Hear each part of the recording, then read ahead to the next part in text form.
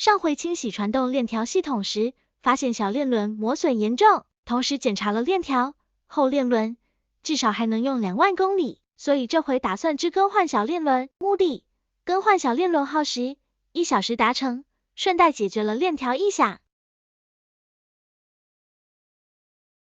步骤1：用棒套筒加延长杆，拧下2个螺栓，拆下链轮保护盖。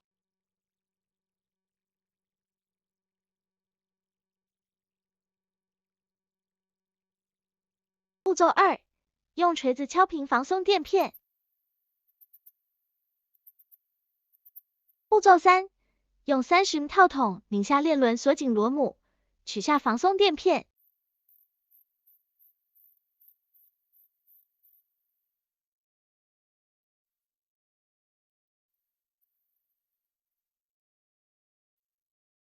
步骤4：用17mm 加24mm 套筒拧松后轮轴螺母。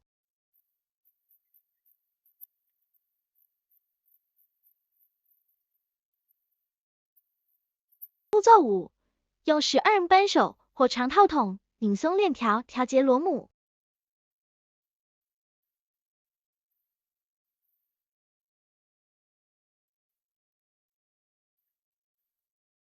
步骤6：往前踢后轮以松开链条，拆下旧链轮。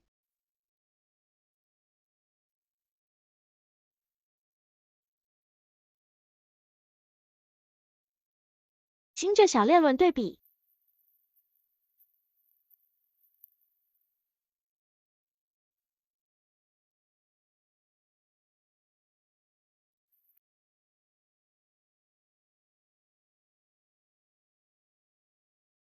油泥太多了，用化油器清洗剂喷一下。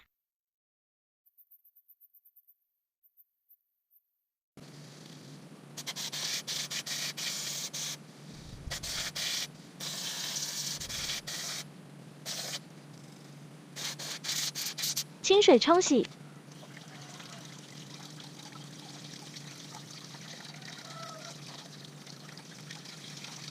清洗前后对比。步骤7：在链轮与传动轴齿槽位置添加点机油润滑。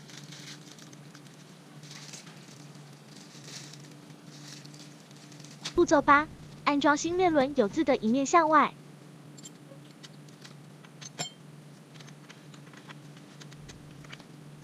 装上防松垫片，拧紧链轮，锁紧螺母。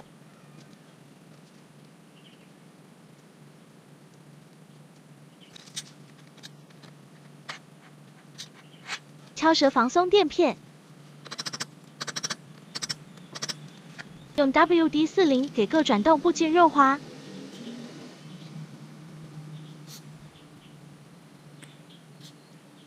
步骤9：装回保护盖。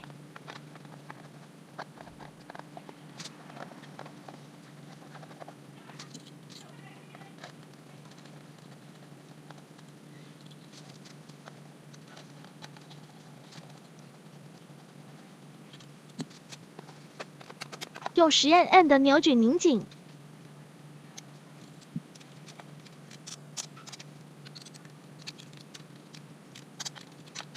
步骤10：调整链条松弛度，上下范围20到30。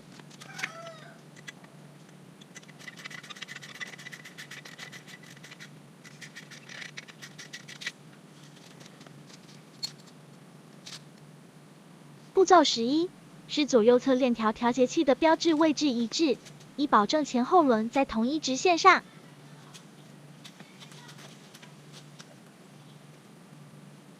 步骤12：拧紧后轮轴螺母。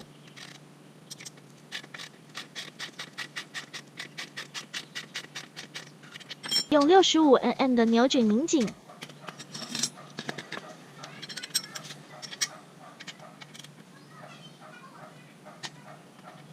着车运行正常，顺带消除了链条异响。